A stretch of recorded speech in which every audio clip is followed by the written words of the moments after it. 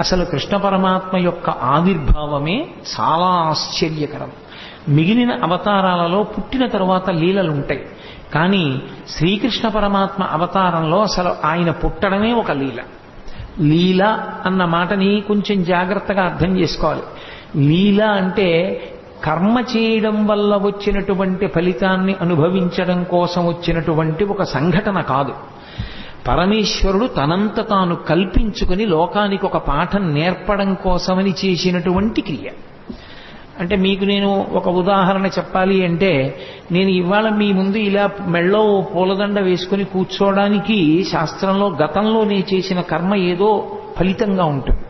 కాబట్టి నాకు ఇవాళ ఈ విషయం మీద ప్రసంగించడానికి పరమేశ్వరుడు ఒక అధికారం ఇస్తాడు. అలా ఇప్పుడు కోటేశ్వరరావు గారు లీల చేశారండి అనకూడదు. లీల ఉండదు. గతంలో చేసుకున్న పాపపుణ్యములను బట్టి నేను ఇప్పుడు